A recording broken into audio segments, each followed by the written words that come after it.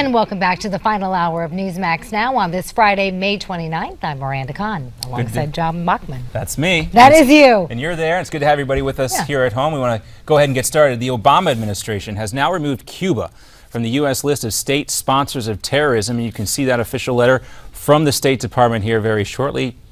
Not Joe Biden at the graduation. Sorry, the wrong video we have for you there. The State Department does say, though, that this could actually be a sign, rather, that the two countries might be getting ready to open up embassies in Washington and Havana.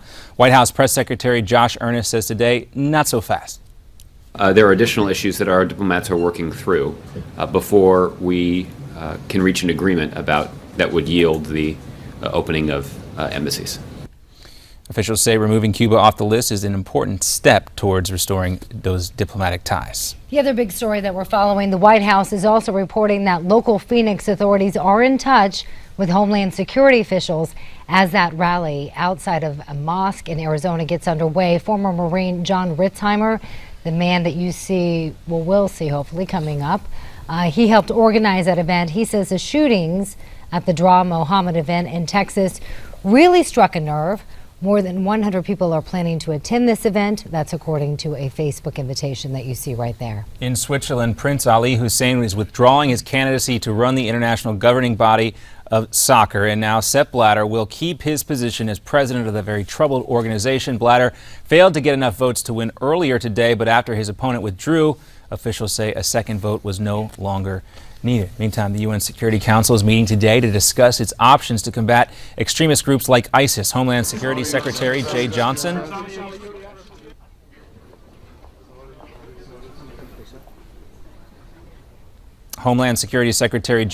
there, in addition to UN Ambassador Susan Powers, says these new challenges require a new response. And our response must include stemming the flow of foreign terrorist fighters and their facilitators, and identifying and helping those who are disillusioned. Johnson says there are more than 22,000 foreign terrorist fighters in more than 100 nations. According to a new Rasmussen poll, the majority of Democrats think illegal immigrants should be allowed to vote. 53 say illegal immigrants who do pay taxes should have the right to vote. Just 21% of Republicans believe the same. That was 53% Democrats, I meant to say. Federal court steps to put a stop to Idaho's new laws restricting abortions. The Ninth Circuit Court now says the state's ban on abortions after 20 weeks is unconstitutional. The court also ruled that second trimester abortions can now take place outside of a hospital. This recent ruling affects only the Idaho law, but 12 other states have also passed similar bans. And Nebraska lawmakers may have outlawed the death penalty this week, but the fight's not over yet. After lawmakers voted to override a veto by the governor and ban capital punishment, death penalty supporters are considering a lawsuit. They say part of the new law may be unconstitutional. There's also talk of a possible ballot measure in Nebraska to bring back the death penalty or amend the state's constitution. California lawmakers revive a bill allowing doctor-assisted suicide. That bill was approved by a state Senate committee after the California Medical Association dropped its opposition. It was prompted by the death of 29-year-old Brittany Maynard suffering from terminal brain cancer. She moved from California to Oregon because of that state's assisted suicide law. In Texas, the San Jacinto River overflows its banks, the water pouring into local neighborhoods, but luckily many of those homes are on stilts. Many residents are hoping they won't have to evacuate. Well, I guarantee when they issue a mandatory evacuation, we're gone. But if we lose power, we lose our potable water, we're going to go.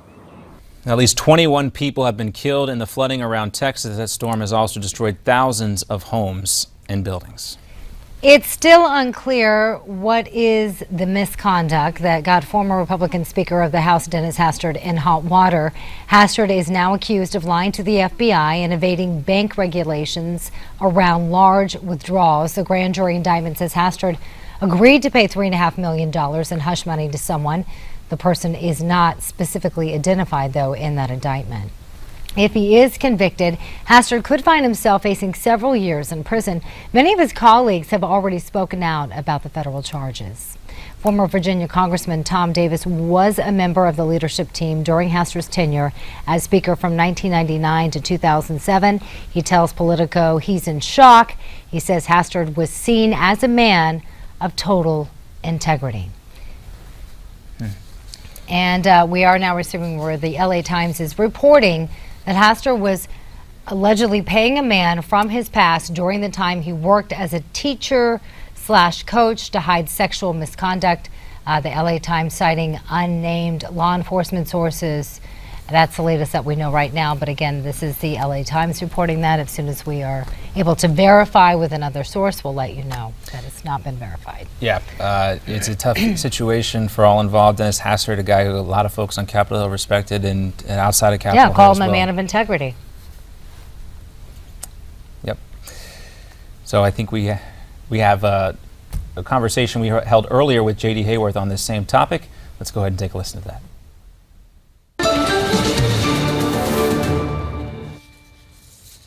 There you go. All right, so we were talking about Hastert's indictment. That took a lot of people by surprise, don't you think? And joining us now is J.D. Hayworth to talk about this. Were you shocked? A little bit of background. The day of the public signing of the contract with America on the west front of the Capitol back in 1994, who came down from votes and stood next to me? Then Congressman Denny Hastert. Right. He worked very hard with Tom DeLay. He was the chief deputy whip. And then in the wake of Newt Gingrich's resignation and the quick decision by Bob Livingston to resign from Congress, Denny Hastert became the favorite because he was considered a man of integrity. And right, now that's what you get everyone this, is saying. Are now you shocked? Well, yes, and here's the other thing that I think. Now, granted, JD in my name does not stand for Juris Doctor. I'm not a lawyer, never played one on TV, but I do understand politics. Right. And I can tell you it is worth noting, and whatever charges are there, it seems this alleged misconduct did not come during part of Hastert's public life. Right.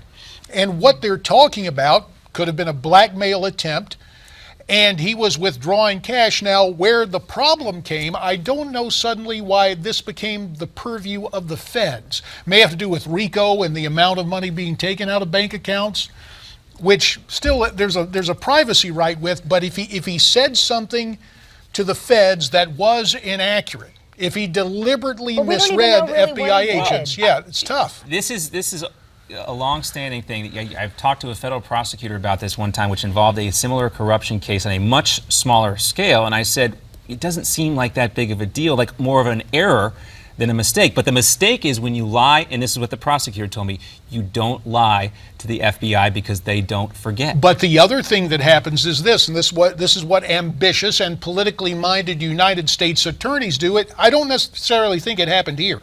But it is worth noting prosecutors can lay what they call a perjury trap, can bring someone in, and if that subject legitimately does not remember the events, they can still, you deliberately misled us, therefore it's perjury. It's just very curious to me, if this were a private action, if this was something that happened not holding public office, and it was a blackmail case, why then literally does it become a federal case? And the other thing, two things. You're innocent until proven guilty, and what is the other old saying? You can indict a ham sandwich. Right. So I'm just very leery of the whole thing. If there was misconduct, I'm not excusing that in any way, but apparently the misconduct did not come from time in elected office. So we'll look forward to Hastert's. Well, we'll look forward to Hastert's defense, and we imagine his attorney will speak very soon. We also want to talk, JD, about this incident in Phoenix. Or I shouldn't call it an incident, but this event scheduled in Phoenix, Arizona, later today. You talk to Dr. Zuhdi Jasser about this, another Mohammed cartoon event. What did he have to say? Well, he says this muddles the debate. In fact, I think we have a little bit of it we can listen to right now. Do we not? Perhaps we don't. That's just going to tease. They're just going to have to wait till tonight. Wait till tonight, but the best phrase that Zuhdi brought up, and he says, look, people have a right to demonstrate. Right. And he has also pointed out that at that Islamic Community Center, people have been radicalized. Mm-hmm. But he said this muddles the debate where it becomes the Al Sharptonization of this entire question. We'll tell you more tonight at 8 Eastern.